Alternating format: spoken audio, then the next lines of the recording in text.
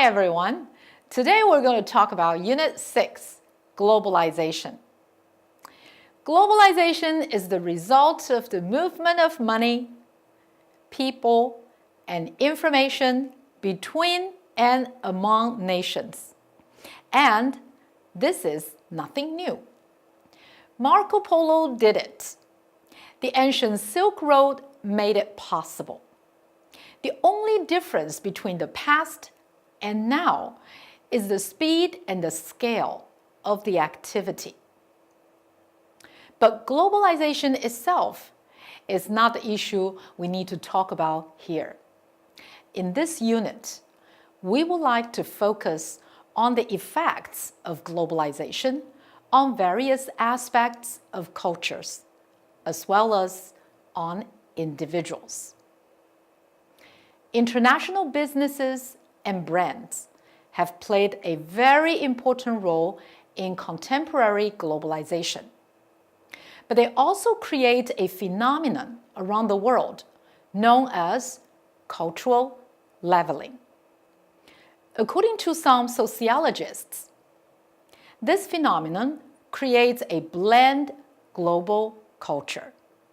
So wherever you go, you see the same signs such as Starbucks, the same fast food such as McDonald's, people wearing the same clothing brands such as Uniqlo or Gap, while carrying the same mobile phone such as an iPhone. The examples are endless. Even more so, shopping malls, outlets, and skyscrapers around the world look very similar to one another. So, aside from the language spoken, visiting a mall in Taipei is little different from visiting one in Chicago. Many experts worry that the diversity of languages and cultures has declined, and they will eventually disappear because of cultural leveling. If we look closer, we will soon understand that the disappearing cultures are probably the minority or less powerful ones.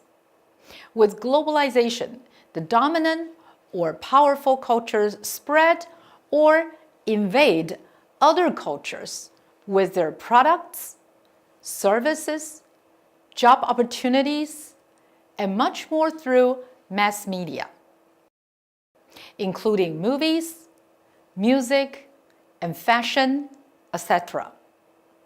The result of this is the transfer of value systems, beliefs, lifestyles of dominant cultures, not only at the national level, but down to the personal level.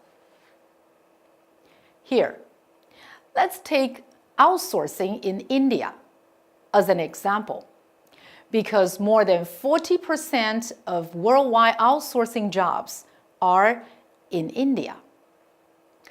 Many people believe that India's progress in recent decades is partly due to the very popular outsourcing job opportunities Indian people enjoy.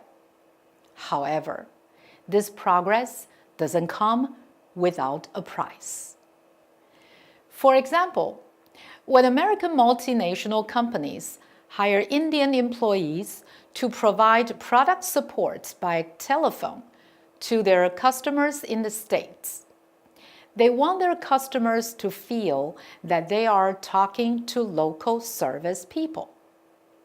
As a result, these companies usually offer extensive training to their Indian employees so they can adopt an American accent and think like Americans when they communicate with customers on the phone.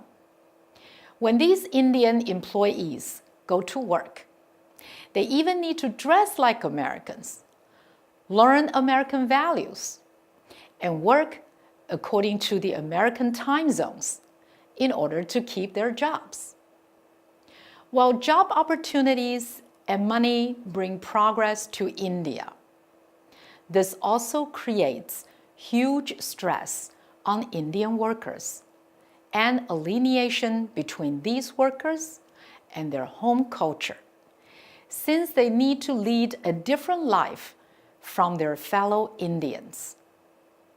Other examples are Hollywood movies and popular TV series that spread and eventually change other cultures' values.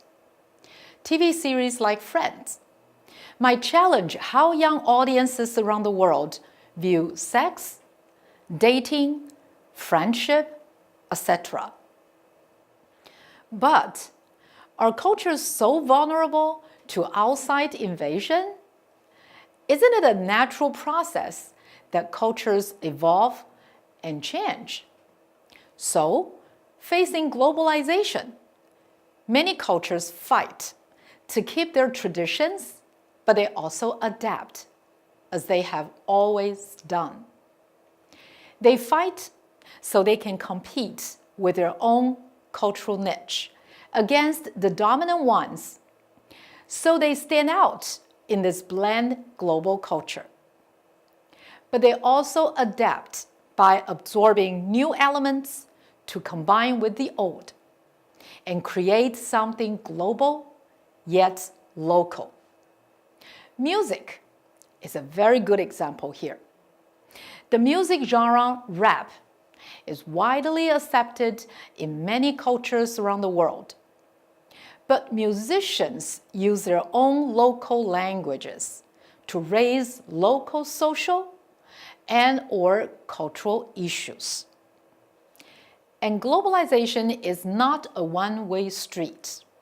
Dominant cultures also go local when they spread their markets around the world.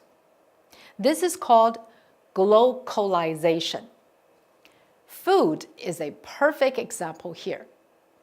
International brands such as McDonald's and KFC develop different menus for different cultures in order to appeal to local customers. KFC serving congee in Taiwan as a breakfast choice is a good example. Globalization is an irreversible trend, and it can only go faster than ever. That means it is very likely that we will be looking at a blend global culture in the near future.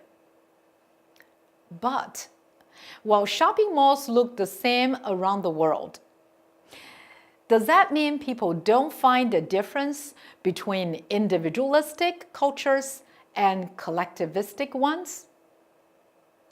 Does that mean stereotyping others will stop? Are we all sharing the same nonverbal communication pattern? Will schools around the world be the same? Or is it that globalization simply changes the surface of a culture, but fails to change the core? So, should we or should we not worry about the effects of globalization on minority cultures and on individuals?